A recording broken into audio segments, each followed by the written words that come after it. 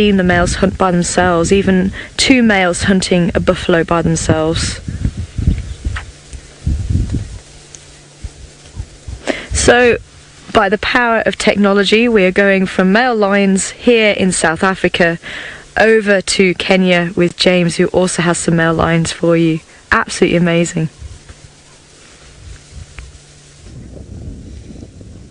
It is rather amazing, I must confess. There are lions everywhere. We've got leopard. It really is rather, as Sundi says, a meow Monday indeed. Now, before we continue to talk about what this male lion is likely to do with his evening, I must just address a comment from River, aged 9, who said that he was very cross with me because I said the lion was stupid. River, I apologise profusely. The lion is not stupid, but I thought that he looked a little bit stupid because he sat like this. Don't I look stupid? See, that's why. He's not stupid, he's just as clever as all the other lions in the world, and while I cannot profess to think that they are enormous intellectual giants of our time, fear not, I do not believe him to be any more stupid than any other lion. Now, you see, he's put his tongue away, he doesn't look stupid at all. Now, I'm not sure if you can hear, but way in the distance we can hear the gnawing of the gnu's. And I'm going to see if VM can't get you a picture of them all there. And as he does that, I'm going to say to you that I think there was a very interesting thing that happened during that little hunt sequence there. And the interesting thing for me, as we watch the gnu's, is that I believe he did use the wind. And I have been very suspicious, and I've read various bits and pieces that will tell you the lions don't use the wind, or that it's difficult, they're unequivocal conclusions as to whether lions use the wind to hunt or not. I think he did use the wind there, and the zebra that came this way towards him, they were coming with the wind, of course, they were further away when he started stalking them than the much larger group that came past with much younger animals in it. So I think that he used the wind to try and catch those zebra there, but I'm not sure. There are various conflicting reports over whether or not zebra will try, at least not zebra, whether lions will try and use the wind to their advantage. They obviously don't all the time, otherwise they'd be walking in one direction most of the time, wouldn't they? So I think as the night falls, I think he's going to slowly make his way towards those herds.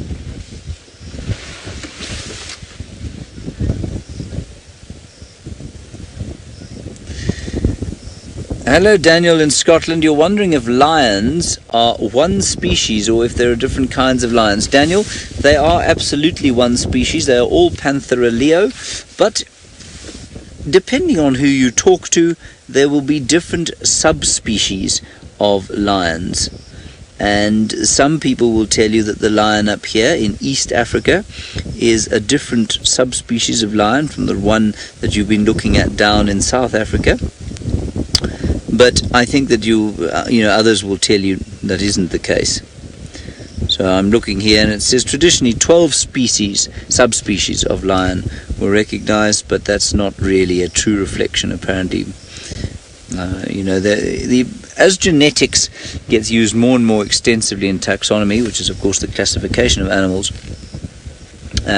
we find that the distinctions that have been made on a subspecies level are often sort of destroyed or increased. So sometimes you'll find more subspecies suddenly, and sometimes you'll find fewer. So some will tell you that this is a different subspecies from the one in southern Africa. Some will tell you it's not.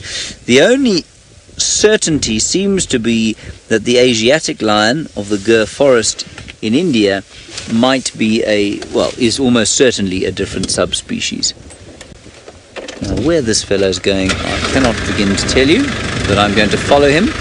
And while I follow him, I believe Brent's lionesses are getting hungry.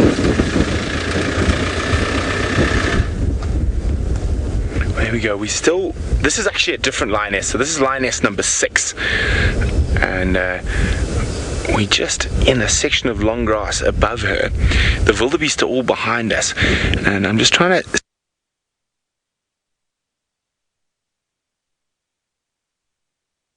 towards us. There we go. She's looking straight almost towards us, and of course that's where the herds are. There's a little gully that she can use to get close, with long grass in it. So we're staying quite far away, as you can see, trying to predict where she's going to go rather than sticking behind her.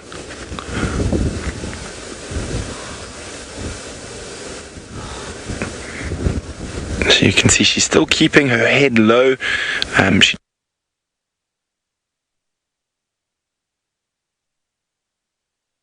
She's heading towards... Sorry about that, folks. We are live from the middle of the African bush, and we're with a lion stalking wildebeest.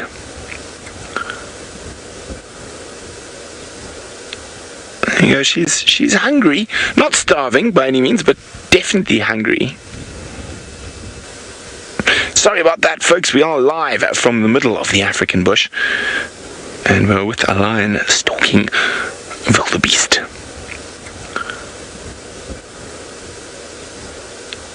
There you go. She's hungry, not starving by any means, but definitely hungry. Michael's wondering, how do lions learn to pick out an animal to hunt? Michael, I don't believe they learn it at all. I think it's all instinctive. I think that killer instinct is inbred in them. Now, is she going to go another way? You're supposed to come straight towards us, madam.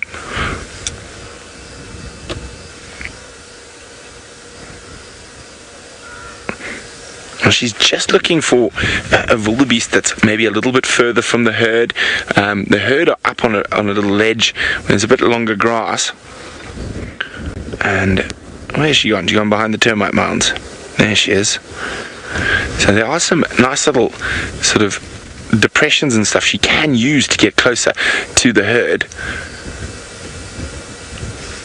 As she disappears, I'm going to get Money to pan across here quickly and just show you this mass wall of wildebeest we've got all around us. So there we go.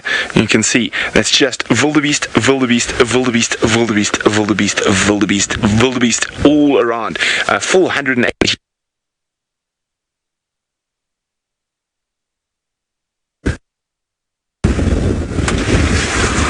There she is. She's actually covered quite a bit of ground in that little pan over the wildebeest. Have you got her? She's right here next to us. There we go. Now, as I said, she's using these little gullies to get closer and closer to the wildebeest that are just behind us.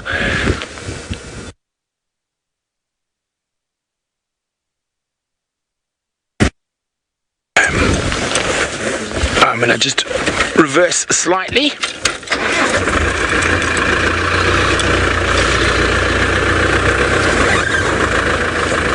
Okay, we're going to get into a better position. While we do that, let's go across to James. Right, everyone, the mystery of why his belly is full has been solved. He's got a carcass here. It's a young wildebeest, and I don't think, from the smell of it, it's not fresh. And interestingly, he's obviously after some sort of fresh meat, if he can get it. We're going to sit here and watch and just see if he actually settles down to feed here, or if he carries on moving. But interestingly, he does have a carcass, and he has been hunting, and will hunt again, I think. It just depends if that enormous sort of blackening mass, the entire hillside off to the left-hand side of where we're sitting, is now turning black with wildebeest. It would be interesting to know whether or not he's going to try and eat one of those things. If I were him, I would, of course. There we go. And in fact, he's playing with this wildebeest now. If we go back to him, I'm just going to move slightly, see if we can't get a look. But what he does is he keeps flinging it around. Yeah, this is not a fresh kill. It's really pretty smelly. Misha, you said how much lion can one... no, you didn't. You said how much meat can one lion eat in one sitting? Well, he probably weighs in the region of 120 kilograms, and word on the street is that a lion can eat up to 10% of his body mass, 20% of his body mass in one sitting. So, well, at 120 kilograms, that means he's going to be able to eat 20 kilograms of meat, which is quite a lot. That's about 44 pounds of meat in one sitting. See, he's making very little effort to actually eat that thing. He's now just playing. It's a little bit morbid, really. Yes. Go and get a new one.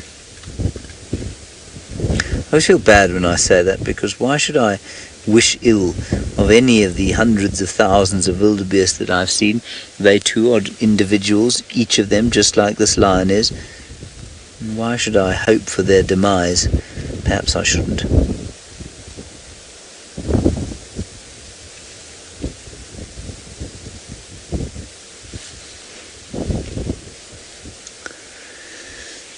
Now, Jacob, you're wondering if all adult males have got manes and if sometimes females can have manes. I'm going to suggest you ask the former question to Brent Leo Smith the next time you see him. He will then launch into a treatise on the man-eating lions of Tsavo. That's his favourite story in the world.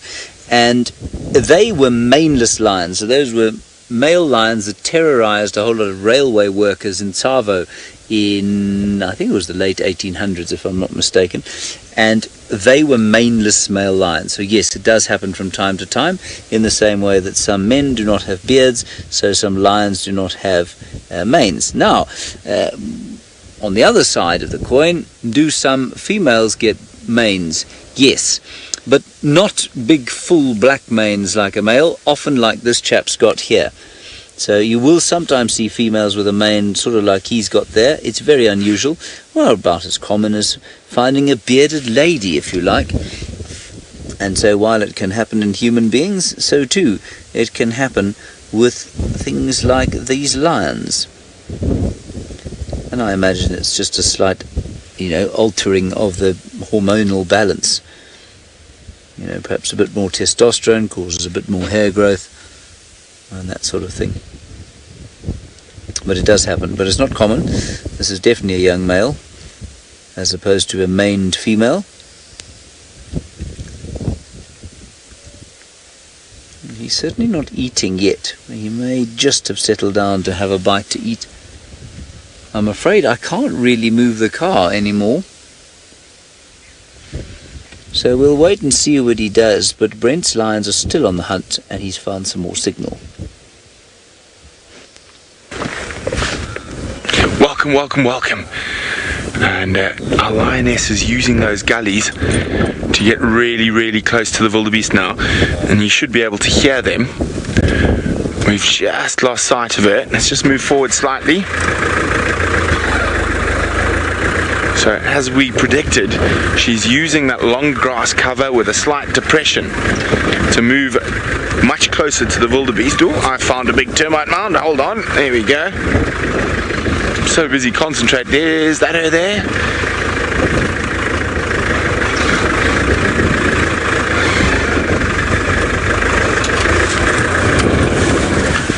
So now let's just have a quick look. She was right in that gully. We should see her shortly.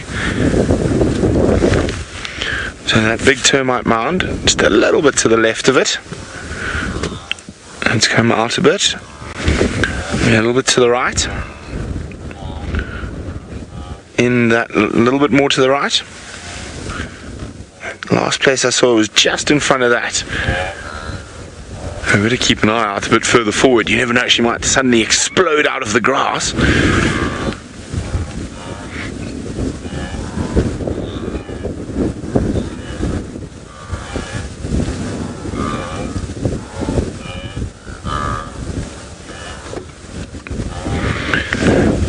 Alex, who's 8 years old, would like to know what would we do if a predator used our vehicle to their advantage.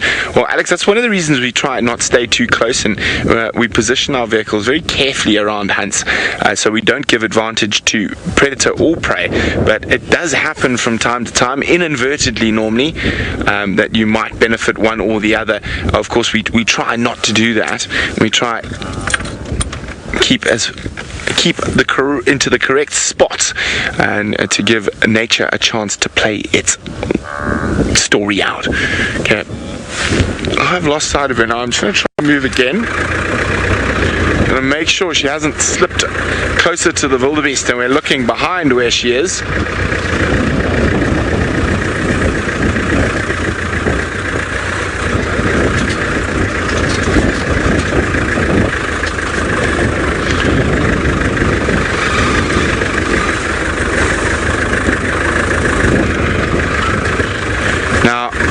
The other thing is she might have changed direction. There's another herd of wildebeest coming towards us. I don't know if she's heard them or maybe she's seen them. There's a lovely... Oh my goodness, is that her? No, that's not her. Oh, what is that? Is that an oribi? I think this might be a new animal species for a lot of our viewers. To the right of that wildebeest, there's a tiny little antelope. There we go. Right. There we go. Oh, we went behind to my mum. There's an oribi antelope. It's only the second time I've seen them. Let me just get up on high. Probably pop out shortly. Let's go up. Hopefully no holes in the...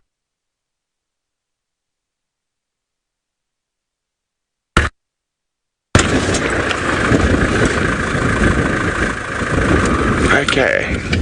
So wait, let me just go forward a tiny little bit more so Manu doesn't have such a challenge.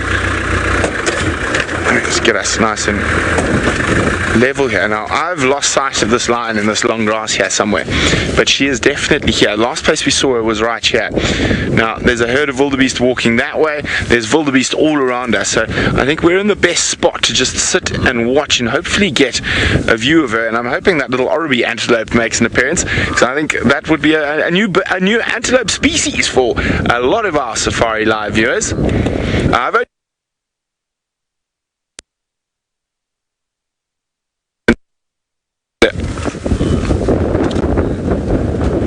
Sorry, we apologise for the black screens, but we are coming to you live on the border of Kenya and Tanzania. Where could this lioness have gone? There you can see, we got wildies everywhere. And we have lost sight of her in the long grass.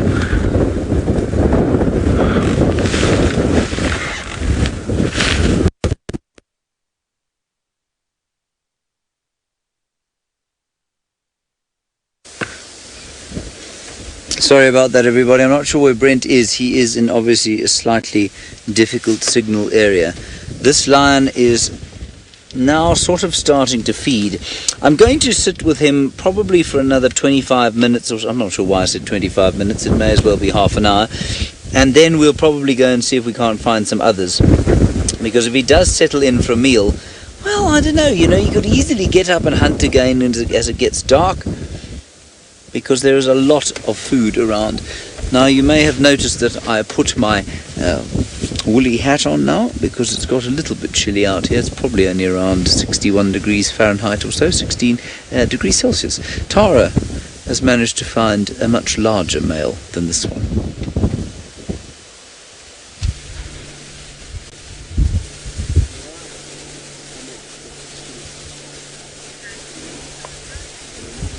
Well, I wonder if these lions are dreaming of the wildebeest that lions in Mara have caught. We haven't had much movement from them, but I think they're catching the last rays of the sun. And I wouldn't be surprised if they do get up soon. We're hoping we might even hear them calling. That would be amazing, because the rest of their coalition is not here by the looks of it. It's just these two boys.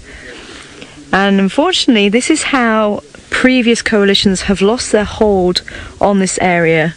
So there was another big coalition, now huge coalitions of 6 of really quite unheard of, but they seem to be getting that way in the Sabi Sands over the last few years.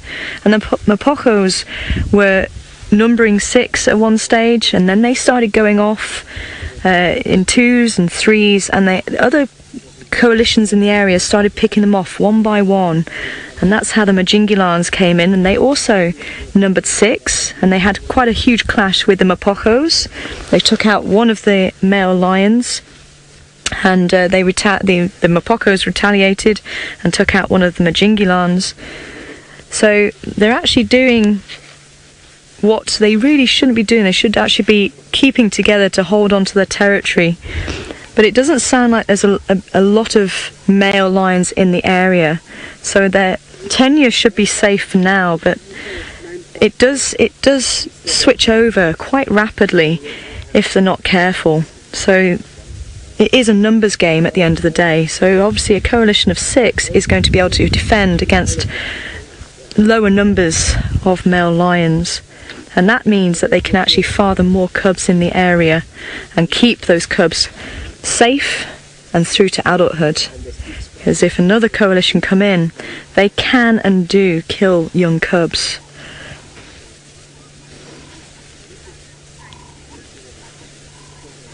Hi Kimberly, welcome on board this afternoon.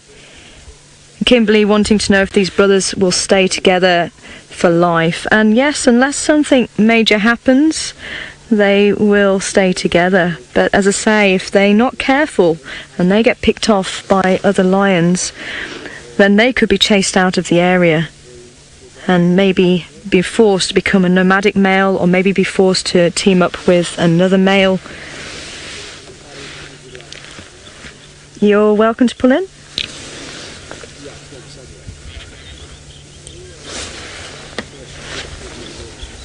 Look at those impressive canines. They really are so well equipped. The canine teeth. They're going to have the shearing teeth as well, the carnassial pair.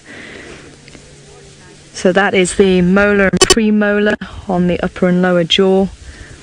And that's going to be used for when they're actually trying to shear the meat from the bone. And then obviously the huge claws on those massive paws. I don't know if we moved up the lion. It's crossing their legs, and we can see the paws. Look at that.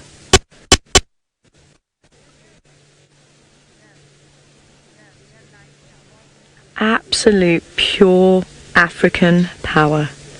Incredible.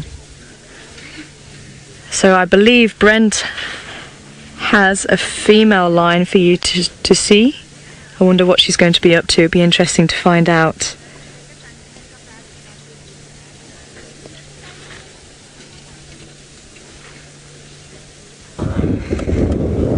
Well, we're with that.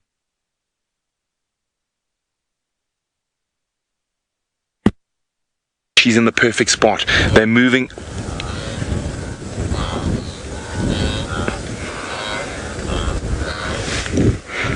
They're moving towards the long grass, moving closer to her. So she is in the ideal spot now. And we followed her for over 2 kilometers now. And could this be fruition to all the stalking and sneaking around quite far away from the wildebeest, looking for the right place to make an approach on the herd?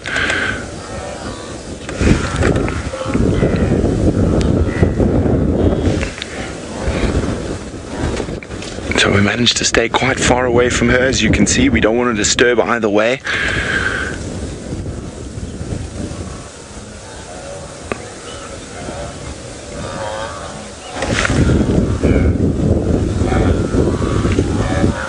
She's more intently focused on the animals directly in front of her. There's more long grass, but she might change her plan.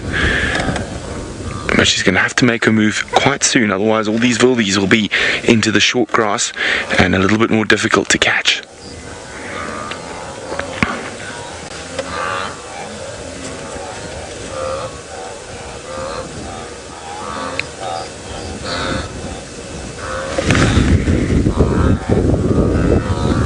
Come on, girlie.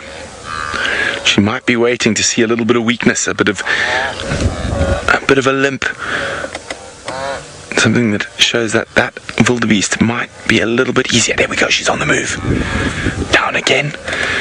She's getting very close to that critical distance, that striking distance. Lions like to be about 20.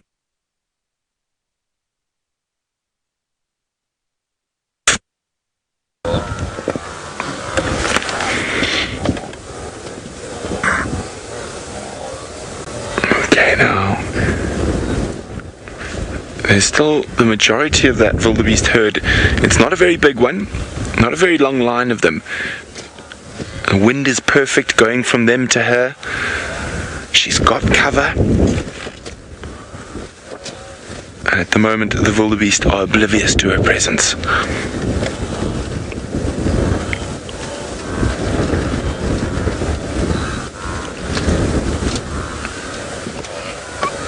I wonder what she's waiting for. I always, in these moments, wonder exactly what's going through a lion's mind. Hi, Vanessa. Vanessa wants to know what my favorite part of the hunt is. Vanessa, I'd say this part, the build-up and the charge, and to see how incredibly fast these animals can move and with what stealth they can move. It's all the anticipation of what might happen, and it's definitely my favorite part of the hunt.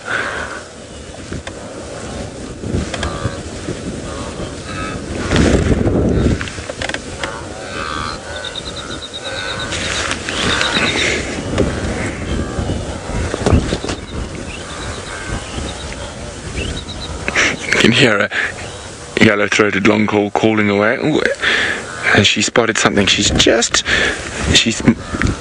might have seen something that has piqued her interest slightly. Is there a wildebeest with a little limp?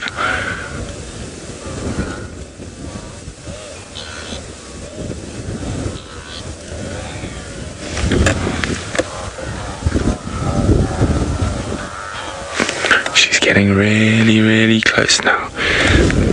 There we go. She's quite a young lioness. Maybe a little bit of inexperience at play here.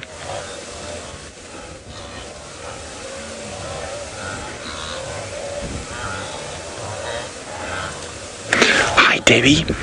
Debbie's in Vancouver. Debbie wants to know, since she's hunting alone, could her hunting technique maybe change a bit?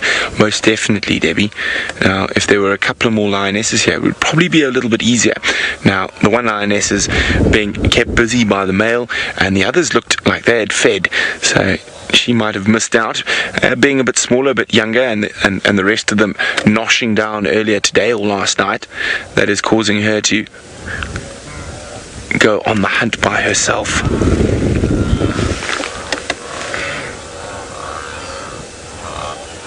Now, of course, patience is very important in these situations.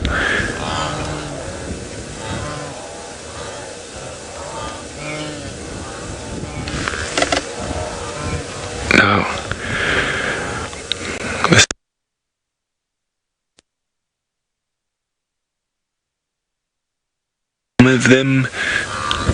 some of them might move in front of us, the others are walking past to the right of us, between us and her, but she seems intently focused on one that is up ahead.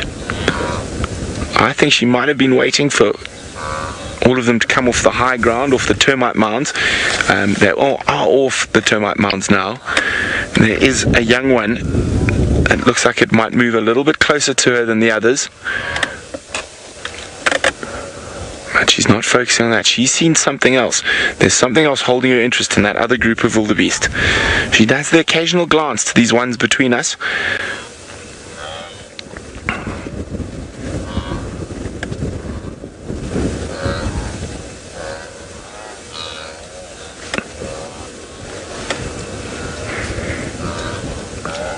There we go.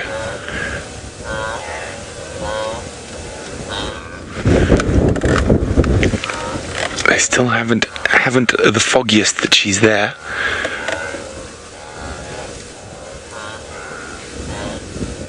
She might be looking for a young one.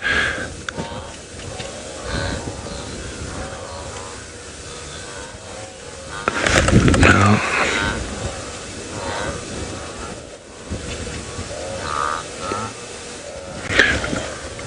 Riti's wondering, why do they think so much before attacking? Well, Riti, she's probably tried a few times and failed today, so she's being a little bit more cautious on the stalk.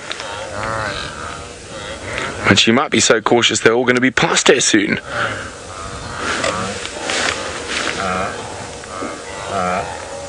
And sorry, our rangers... Another lion. Our ranger spotted another... Oh, very far in the distance. I'll show you where it is later. Let's just stick on her now. There's a male lion, but probably a kilometer from us, walking through the salt lick.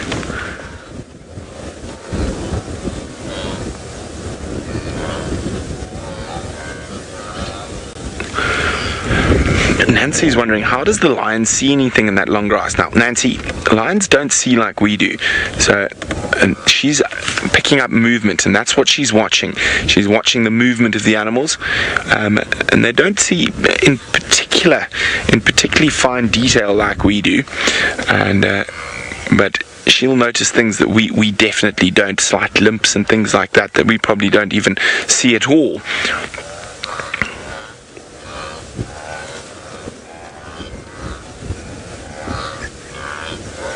But I think she might be waiting too long. All the wildebeest might be past her soon.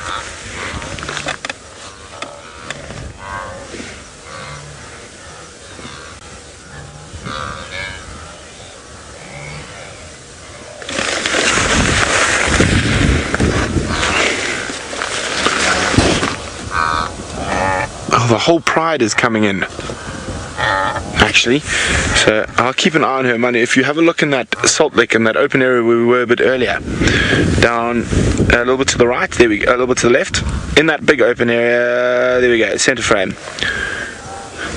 You can see a little bit to the left, there we go, 1, 2, 3, 4, 5, 6 lions, males, females.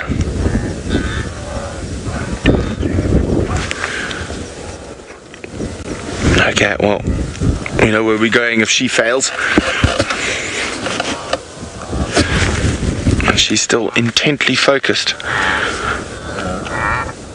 on possibly an individual wildebeest.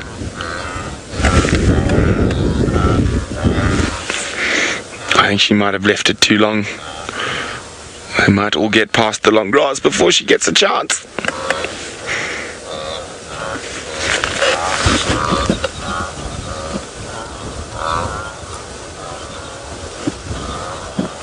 Lady Starfire is wondering how often do lionesses hunt solo versus with the pride. I think during the migration it happens quite often, especially because there's such a huge amount of food around. But normally it all depends. They often get split up while mating, so I would say it probably happens.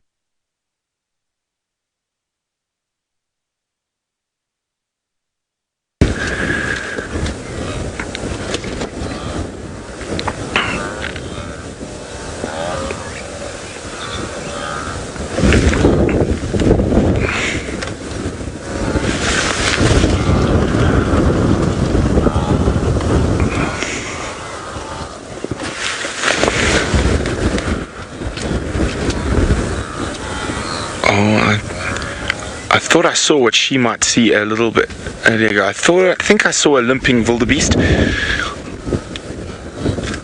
and he's in amongst the other wildebeest. They're quite difficult to get to.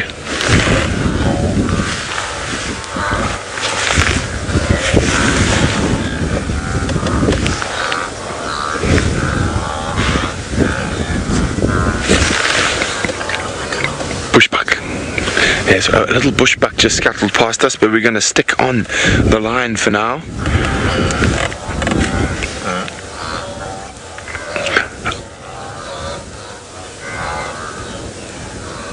Eric, I agree with you 100%. The wildebeest for me also sound like a bunch of loud frogs or toads.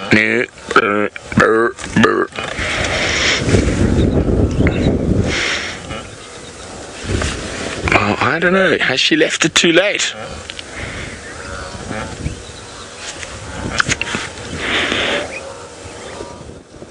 Well, there'll definitely be another opportunity after this if she doesn't succeed, and maybe she'll join up with the rest of the pride, and that will definitely increase her chances. But let's just wait to see what happens here.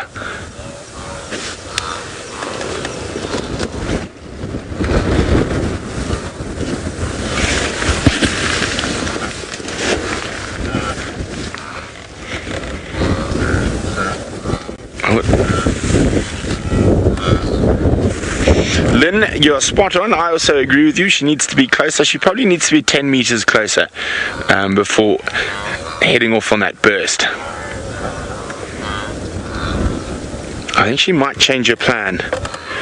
She might come back up towards the right.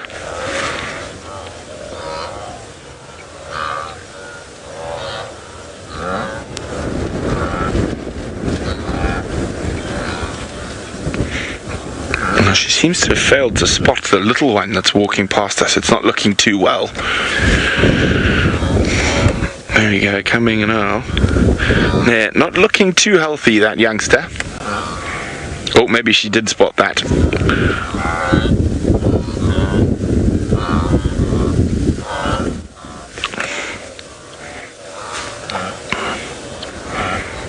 Now this is the last of the line coming through now. She's going to have to make her move or try again later.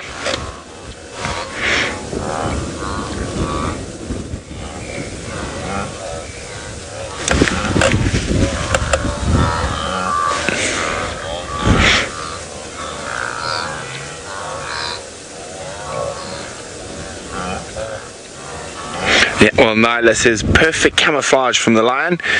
Indeed, it is incredible how they blend into that long grass.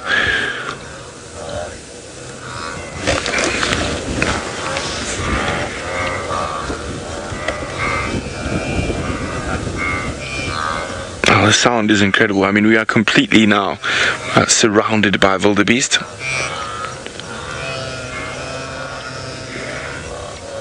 And let's just give her a little bit longer. There's only a few wildebeest left, and I'd have to cross past the front of her and see if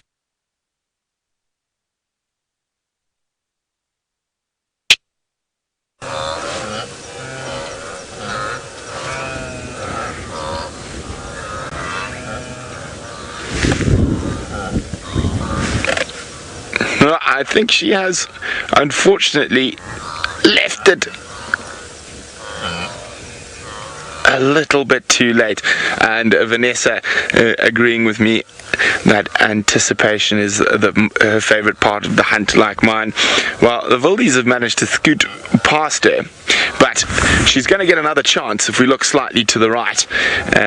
If we come out a little bit, there we go. And we just keep coming to the right. As you can see, there's a black wall coming there. She's definitely going to get another chance some point this evening or this afternoon. But in the meantime, let's go back to Jamesy and his lion. Well, not quite a lion. The lion is still here, but we just spotted a black-shouldered kite hovering in this what is now northwesterly wind. And what it's doing, I haven't told you this for a long time, is it's looking for the ultraviolet that is reflecting off the uric acid that comes off a rodent's urine trail. So when the rodents run around in the grassland, they urinate as they go to mark their territory. That reflects ultraviolet light, and that very clever bird, the black-shouldered kite, is able to see the ultraviolet light, and that is how it traces and trails the rodents that it's going to catch. Isn't that clever? And it's one of the very few birds or very few raptors that is able to hover like that. And often they have to flap their wings to hover, but because the wind is quite strong and quite consistent from the northwest there, every time he turns into the wind he's actually able to just hang like he's doing there. That's unusual. Just the odd flap. Isn't that brilliant? He's really high up. I mean, to be able to see any kind of rodent from that sort of distance up in the sky is quite a feat. And I will tell you while you look at the bird, because I think the bird is slightly more impressive than the lion at this stage. Our lion did actually have a kill. He found the carcass that he'd been feeding on, and he gave a sort of a perfunctory bite at it every so often. Oh, you saw that, of course. And then he left it again, and now he's sitting straight back on the termite mound where we very first saw him. He's got a little bit of blood on his face, and I thought we might leave him, but I actually think that as it gets darker, well, I don't know, every time I think that we might leave him, he gets up and does something. We might leave him as it gets dark and head down and see if we can't find some other lions, but I think for now let's stay with him just in case he gets up and does something useful again, because I think if the opportunity presents itself, he will almost certainly kill, or try to. Alright, the sun has gone down below the Olulolo escarpment here at the moment, but Tristan's sun down south has not, and he'd like to show you it on its way.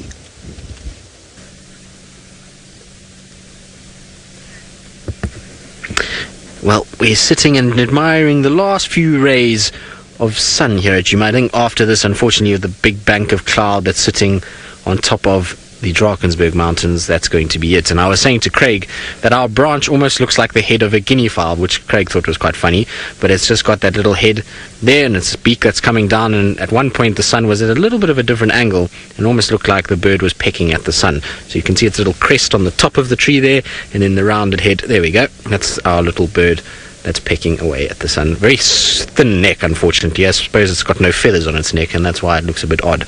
But I think if you built a body around that, it would look a bit bird-like. Or you could even get a little bit the shape of Africa out of that, if you turned it a little bit sideways. Anyway, that's unfortunately the last rays of sun, but it is a beautiful sunset, and I'm sure the colours are going to be spectacular a little bit later when all of this that's up there sort of gets pink and it picks up that sun as it goes down behind the mountains. It's going to be spectacular. It's not bad, it's already. Now we're up near sort of Buffelshoek boundary, Sydney's Dam area, because there was reports of some buffalo around here, and I know that the Nkuhumas are somewhere in the western side, so I was thinking, you never know, maybe they've decided to get up and start moving, and they've come towards this area, so I'm just having a little sneaky look to see. Also, it's always a good place to look for Mvula, and I have no idea where Shongile, Hosanna, or Shadow, or any of them have been, so I'm just exploring and seeing where things are and what's been going on and what trucks have been moving around, just familiarizing myself with what's been happening over the last few days. Now hopefully the gremlins won't come out, because we are, like I say, heading towards Sydney's Dam, and sometimes that can be a little bit of a fickle place when it comes to gremlin behavior, so I'm hoping that they're going to behave themselves while I get towards the dam and see what's happening at the dam itself. It seems as though our hyenas have been busy though. Their tracks are everywhere. They're going up and down on this fire break. I would imagine they're going back to the den, and I hope that little Intima is doing well. It's been a while since I've seen the two of them. Well, Ribbon and Intima, should I say. So I'm quite keen to go and see the den. I know Tara was there earlier, so I'm really looking forward to spending some time there a little bit later this week. I'm sure I will spend lots of time actually over the next few weeks.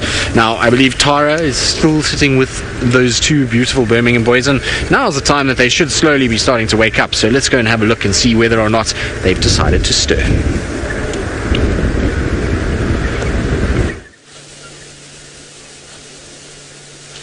Well, the sun is slowly setting over the African continent, and the evening chorus will be coming to a close very soon. It is just absolutely breathtaking being here in the African bush with the top predator in Africa. We still haven't seen much movement from them, so I'm just watching to see if they start yawning, which means they're trying to get a lot of oxygen into their body so it can oxygenate their muscles, and it'll be ready for looking for anything to fill their bellies. We have had a few stretches, a few shuffles, but still very much out for the count. So I do believe there's actually 4 Birmingham boys left, not 5.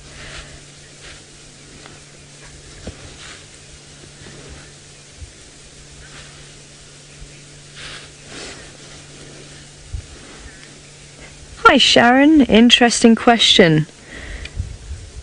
So is the coalition open to new members to build up their numbers again?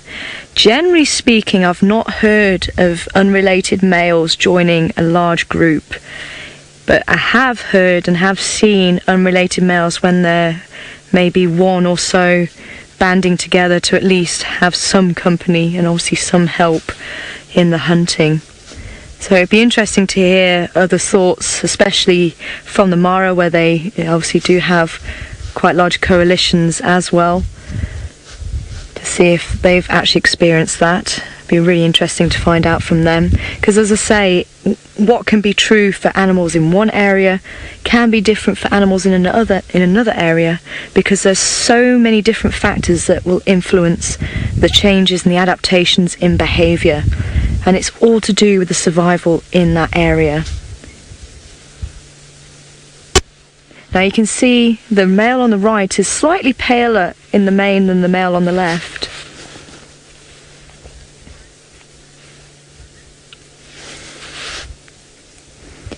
Hi Megan, and this actually feeds right into your question if males actually fight each other within the coalition. And they don't generally, because they are brothers. And generally they're going to be sharing the same genes. So when it comes to mating, whoever gets to the female first and she accepts him, it tends to be sort of accepted. There may be a little bit of a spat, but nothing too major, and over kills as well. But just as I was about to say, you can see the male on the right, his mane is slightly paler than the male on the left. Now that's a sign of dominance, so there is still a hierarchy within the male coalition. You've got the alpha male, then the beta male, and so on, depending on how many there are in the coalition. So the darkness of the mane is actually controlled, they believe, by testosterone levels. So the more testosterone his brother. So I'd say he's the more dominant of the two, and he's going to be more attractive to the females. So they're more likely to choose him over his brother.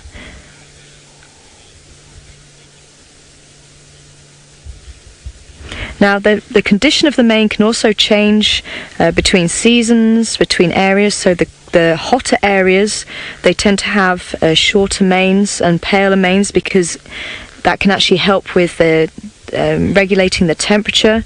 So the dark manes will also absorb a lot of heat, and it will stop heat escaping from the body as well.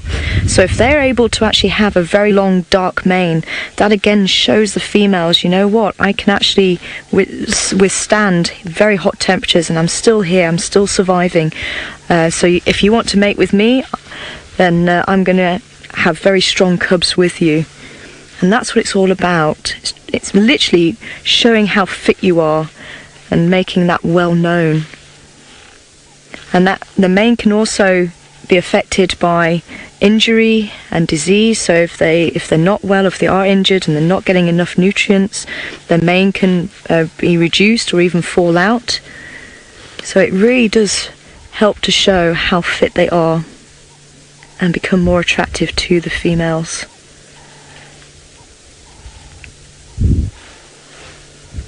Now, one of the best sounds that you can ever hear in the bush is the males roaring.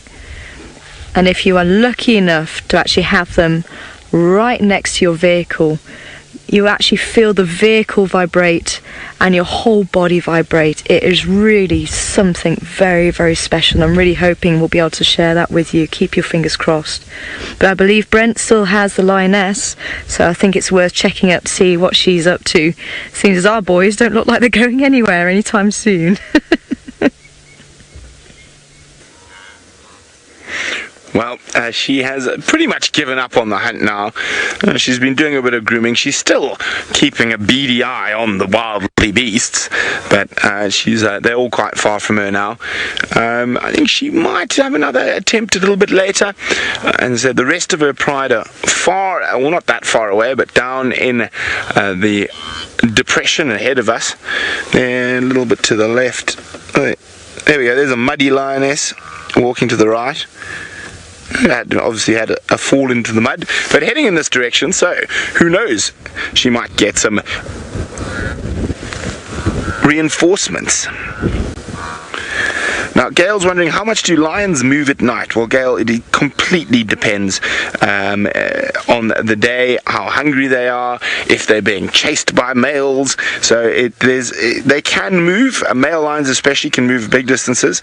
A male lion can move up to about 20 kilometers in an evening, but it's very seldom that they move that far. Normally 5 to 10 kilometers in an evening would be a safe bet.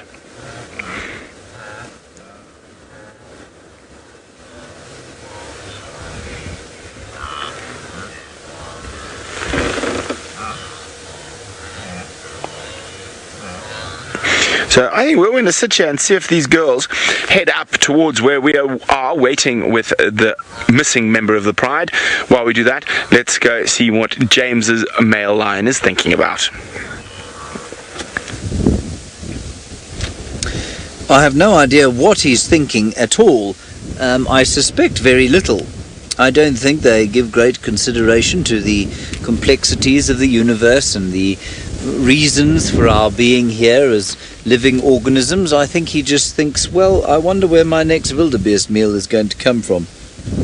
And if he was thinking straight, well, he'd know exactly where it was coming from. Probably from the 5,000 or 6,000 of them sitting on the hill opposite. Ooh, where did you spot those? Very nice for him. Impalas.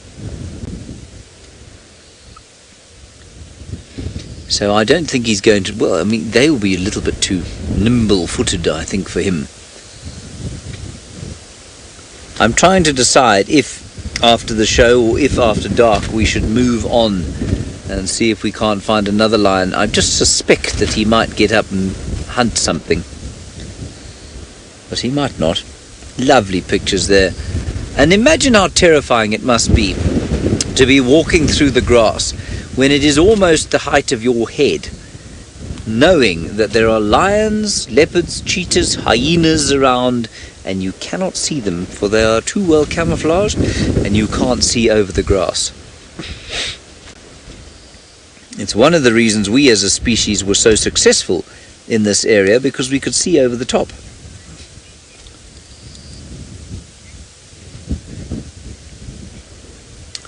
Samantha, you're wondering if lions can lose their teeth? Well, absolutely. If you punch one in the nose hard enough, its teeth will come out, and they will not be replaced.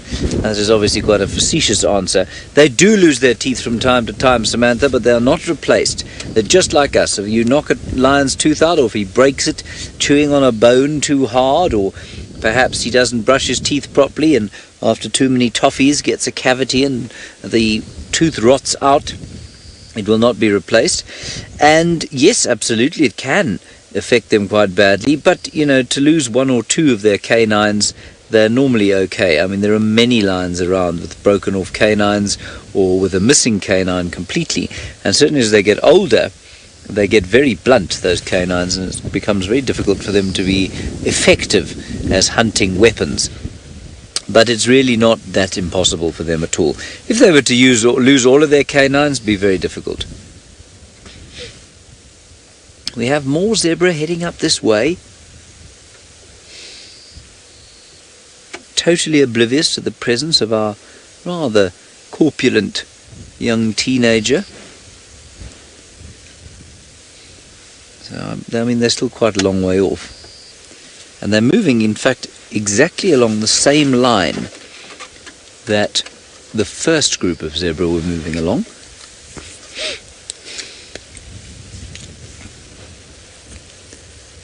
I'm just looking at them now with my binoculars. Gosh, it is amazing. Every time I look through my binoculars, I'm amazed again by the amount of space that there is here.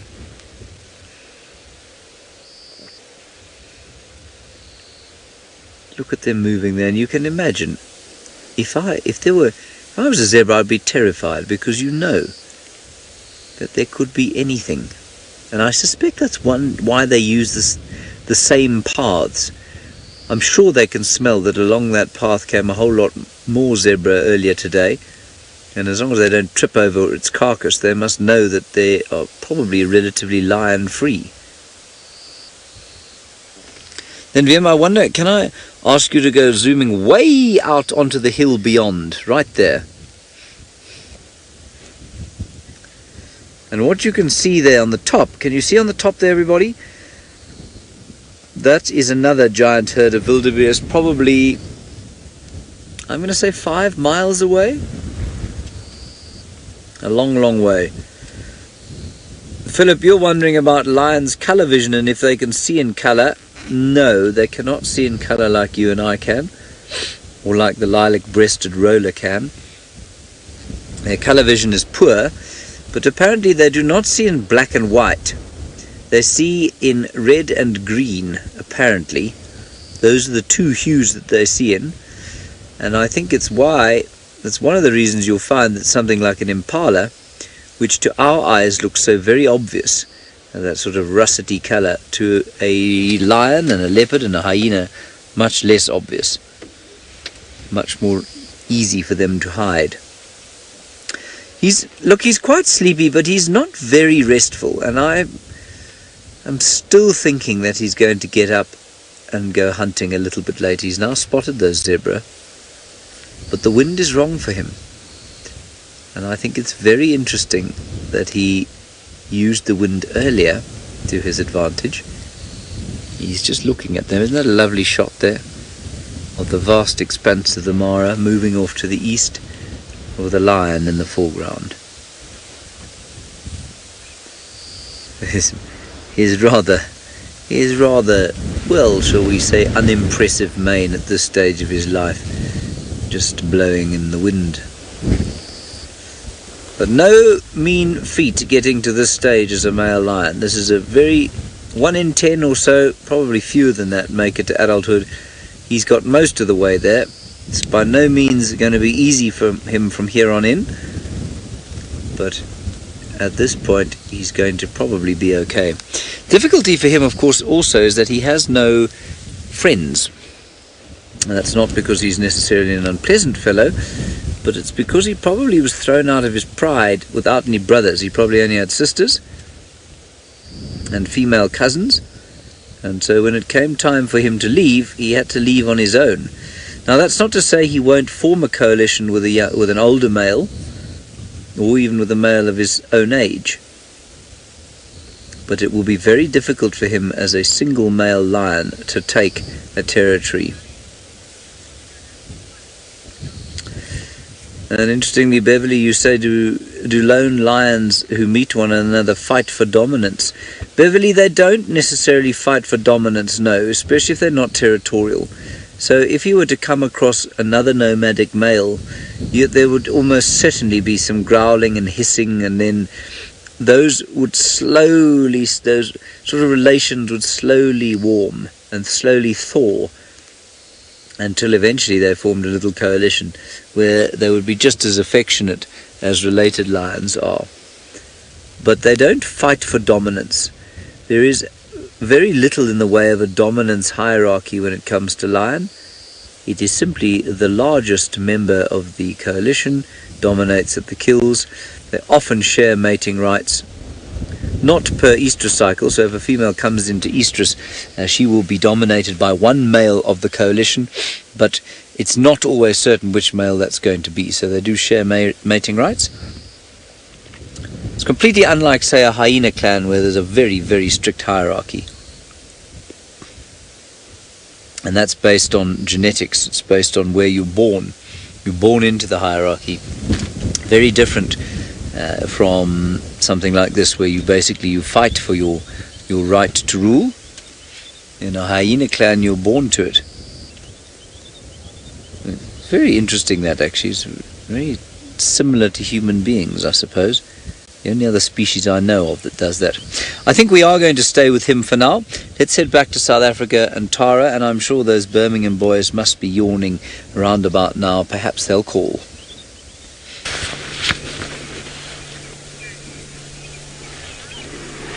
Well, we did have a BDI just open, see what we're up to. So he's definitely keeping a very close watch on us. But still no yawning as yet. But don't be fooled into thinking that these lions have no clue what's going on. If an impala was to walk through here, or if I was to get out the car, these males would be up like a shot.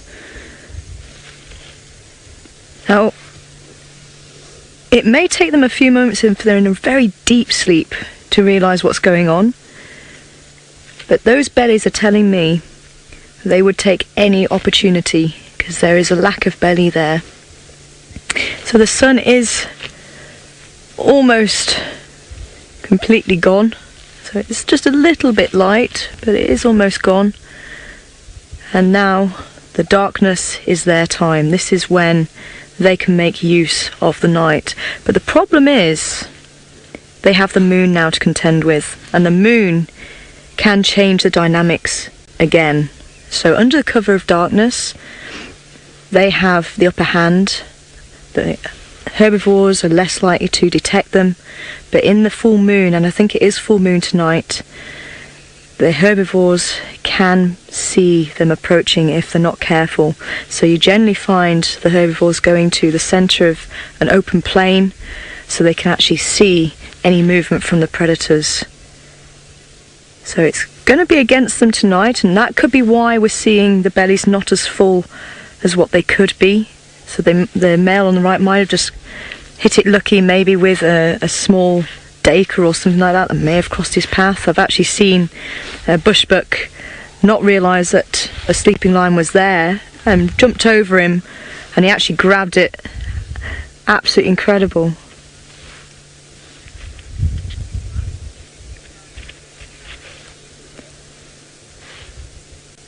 So hopefully they will find a way to hunt tonight. Good afternoon to you, Raisa. Raisa asking if I've heard of the white mussel disease in the Unkahuma Pride, and I have, and I've not heard it before.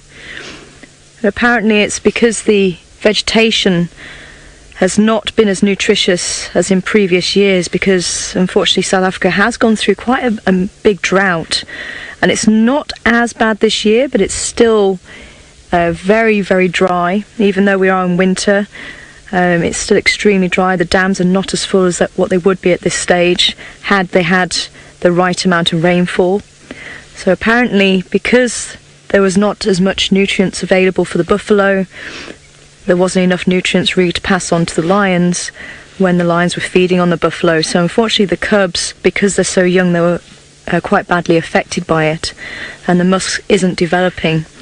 So apparently a few cubs were susceptible to it, and they did actually gain the muscle this year, but not a nice disease. But I've not heard of it until coming back actually. But it's good to know that they can actually recover from it if they get the right food at the right time. Now I was just trying to work out how old these males might be, and you can see on the nose there, it's still slightly pink with a few speckles of black, and the other brother as well has a bit of pink. So generally speaking, the nose does change colour. So when they're first born, it's usually quite pink in colour, and as they get older, that pink becomes more black, and as they become sort of 10, 12, it's very, very black. So you can kind of have a guesstimate at the age. So looking at where the mane is on the body, bearing in mind what I said earlier, the mane can fall out, but it doesn't look like it's reached down the back behind the shoulder blades as yet. So I'm thinking they're probably around the 5, maybe 6-year-old mark, because they still have a little bit of pink there on the nose.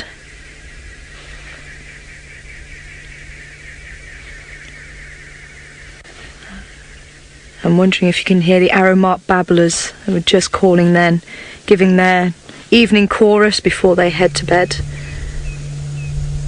And a few of the collared Cape turtle doves singing, but it is becoming quieter now. Still very peaceful for these two boys. So let's see if Brent's got any action with his lioness.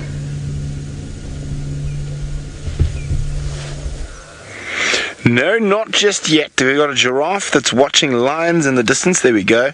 Oh, there's some warthogs jogging in the foreground there. Oh, look, there's a lioness right on the warthogs. I think they went behind you, madam.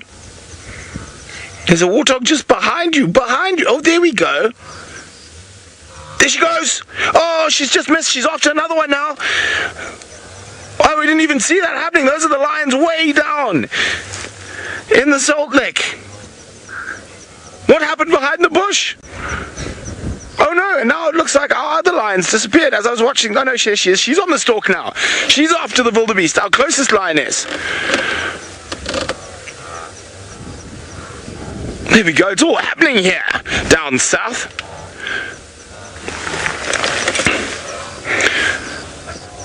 Has she been spotted by a wildebeest behind us?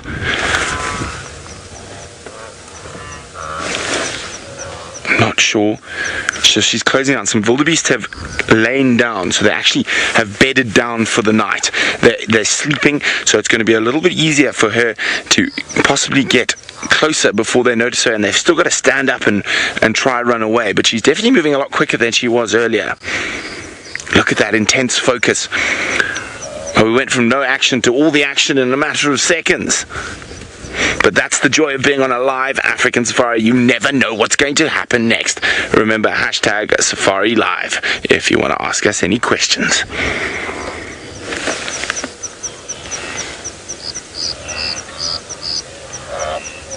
Kate, bacon or venison for dinner is Kate's comment. Well, indeed.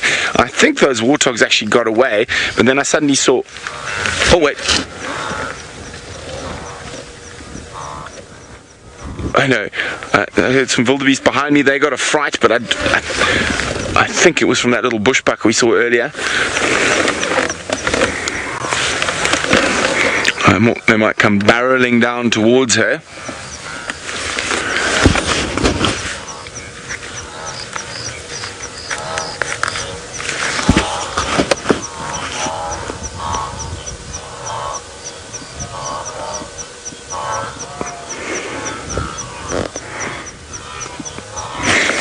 So I just had a quick look in the binoculars. The other lionesses were not successful, and they've moved out to the right of where they were chasing. So when he moves my hand, they're about no, they're there. Sorry, a little bit to the left, Manu. My fault. Right. Where did I see them? Somewhere in there. There we go. Well spotted. So they missed those warthogs.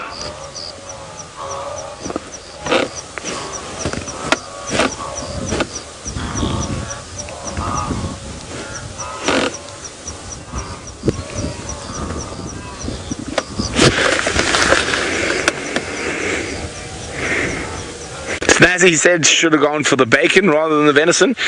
Well, sometimes they don't give up. They might be going to check out that hole there now, see if they can pull a warthog out from underground.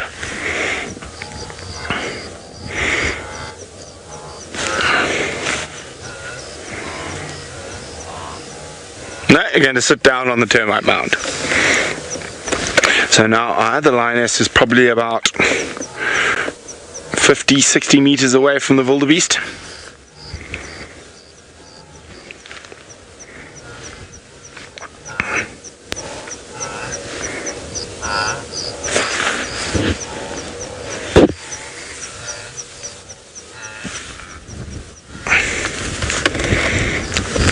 But I think she might have got herself spotted.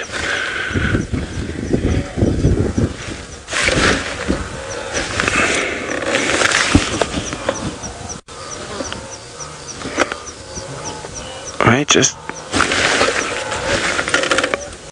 we've got a warthog running right up towards us. It could run straight into this female. It's coming. She doesn't know it's coming towards her yet. Okay.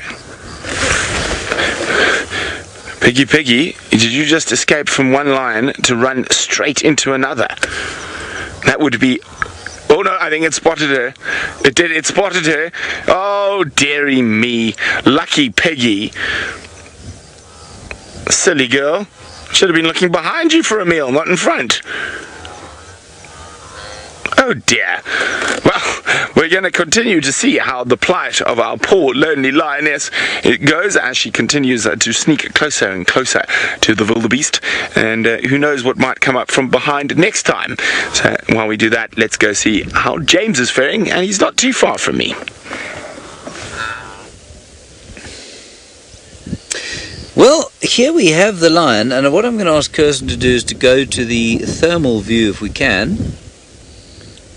Is that possible? Hey. There's space for two. There we go. Now, that is what we're going to be looking at during the night as darkness falls. And what I'm going to ask Viam to do now is to pan around to what he's looking at. He's looking at a whole lot of zebra and the same group of impala. They are heading along exactly the same road as the other bunch came from. And there are the zebra. And I think that he is going to begin hunting them pretty much as it gets dark, which is very exciting. Vim, what are we looking at there? It's certainly not a lion. That's a zebra or something. We can't use the thermal, sorry everybody, it makes us lose the sound. So now we're going to... Vim is operating 2 cameras, by the way, with just 2 hands.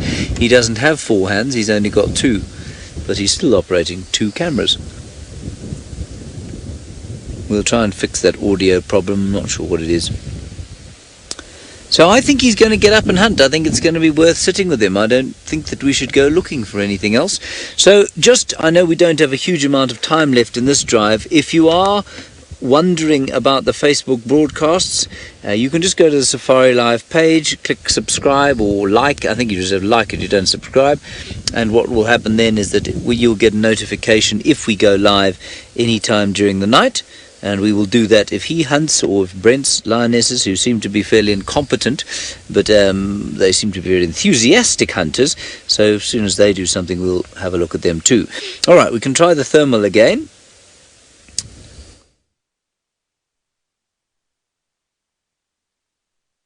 While we look at the thermal. No audio. Are we back with normal? We are on thermal. Great, and the audio is back. Well, VMP, maybe we can look at the line of the zebras, if that's possible. We'll just swing across there. And of course, you can see now how wonderfully useful this tool is in the night time. Isn't that cool? And while I don't think it's anything like what the lion can see, I mean, I'm pretty sure he doesn't see a heat signature, it is very, very special to be able to watch animals like that and, of course, broadcast them. And he's biding his time now as night starts to fall. The herds of wildebeest don't seem to have moved a huge amount since we went through them some time back. There they all are. You can see them there. Isn't that cool? And look at the warmth of the rocks on the top of the mountain there.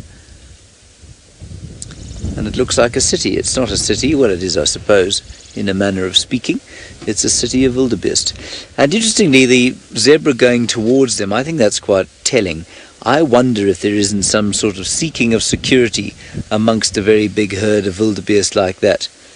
And if there isn't some sort of thought process, even though it's probably a very instinctual one, that in amongst that many wildebeest they're highly unlikely to be caught by a lion.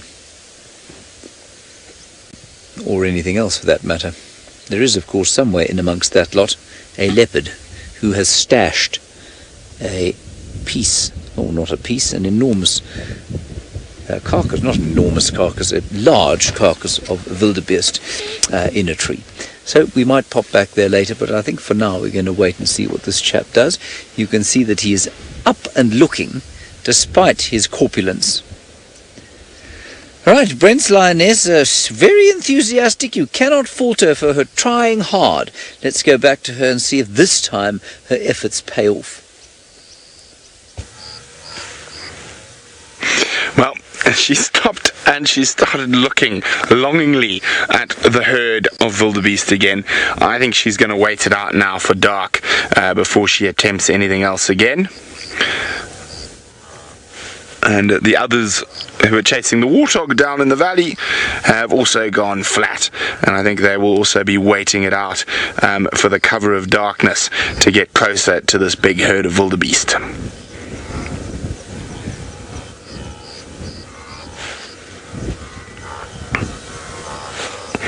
So the wildebeest have moved out of these lower areas up onto the crest where there's less or slightly less chance of them getting noshed by one of the predators. But of course, when there are that many of you, there's always a chance for the predators. Now, someone was asking, Matt, there we go, Matt was wondering how well can lions see at night. And they can see about 8 times better than we can, Matt. So when we see pitch black, they can actually see quite well.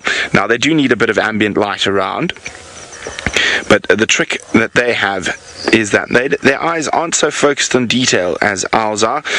They will be looking for movement, rather.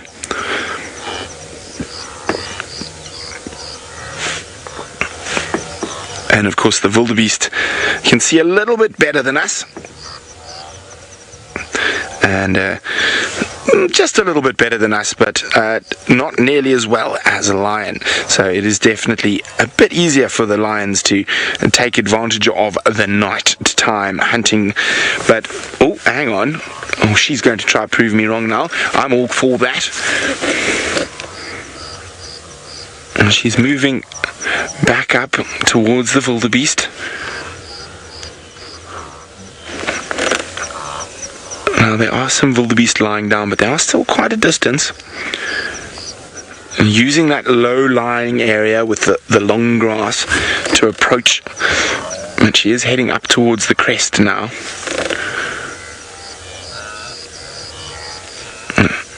Careful not to break your silhouette on the termite mound. There we go, you can see her moving between the termite mounds. There is one wildebeest that is a little bit away from the rest of the herd in some long grass ahead of her. I think that's what she spotted. It's just wandered ever so slightly.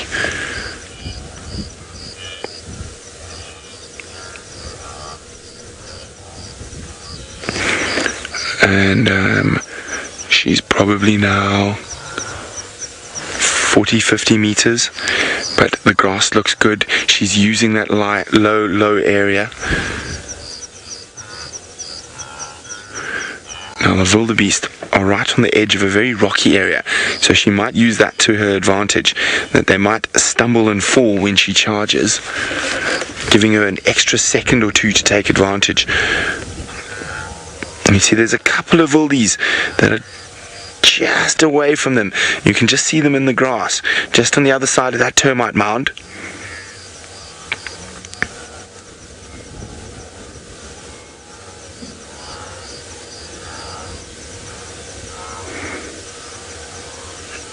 Oh, she hasn't been spotted yet.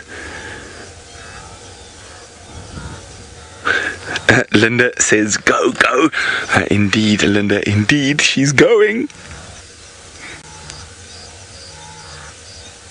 See those wildebeest sleeping? Those are the ones I was talking about.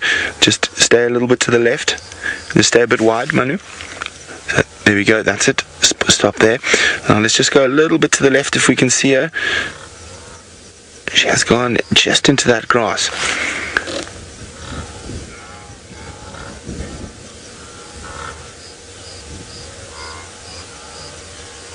Now, welcome to everyone on Facebook. We have a lioness, mere inches, or not inches, I'm exaggerating, but a couple of meters away from a wildebeest that's sleeping in the grass there. Now, she's been hunting them all afternoon. We've been with her, and now she's finally, as dusk has come around, she's getting really, really close.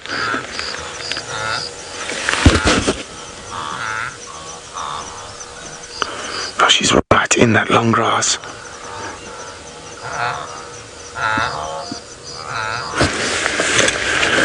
I'm trying to see. It's amazing sometimes how animals almost have an extra instinct. Just stay to the left a little bit, Manu. So Manu is on camera with me a little bit more. Okay, there. So she disappeared near that large termite mound and between the little one and the big one. So she could be slinking on her belly up to the edge of the herd.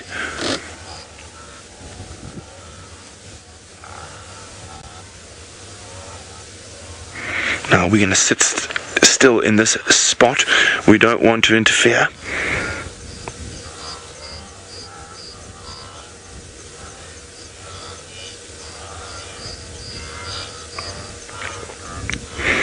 Richie is wondering, is it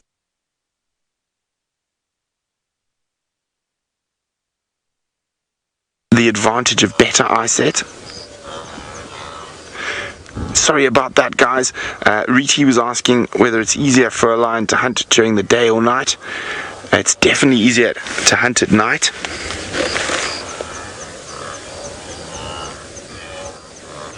Now she must be very, very close now.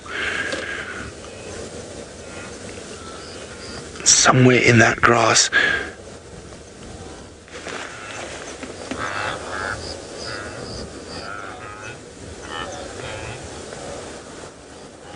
Just trying to keep an eye out. We're just looking for any sign of her ears or movement. Those wildebeest have no idea.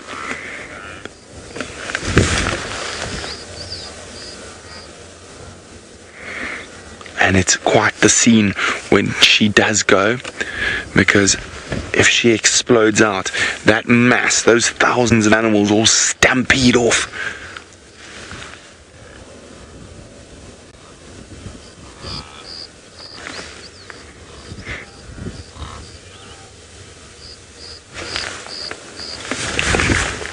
Where has she gone?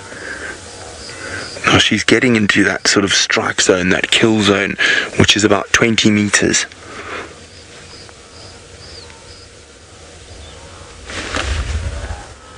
Oh, very ominous thunder roll in the distance there, setting the scene.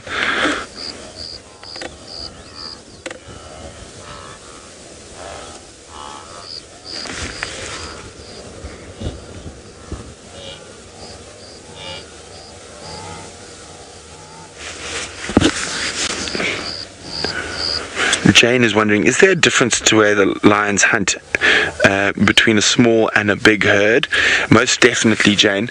And with a bigger herd, they will take a little bit less caution. They might just charge in to see if there's any movement or weakness or someone who moves a little bit late. Whereas with a smaller herd, they'll have to be far more cautious in their approach. There's less chance for error. There we go, she's gone. Right. Oh, she's missed. Oh dear, girly girl. There we go, she went and she missed. That is a lucky wildebeest. A very, very lucky wildly beast that one was.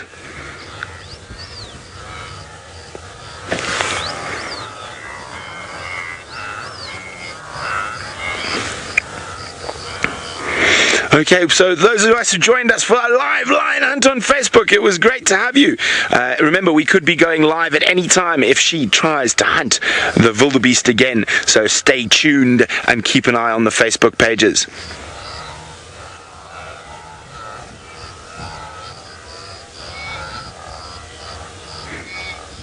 Okay guys, well, it's been wonderful sharing the Mara and Djuma with you on this sunset safari. So from myself and Manu, it's been great, and obviously thanks to Tristan, James, Scott and Tara. Well, let's give you a last view of our lonely lioness as she walks down the hill.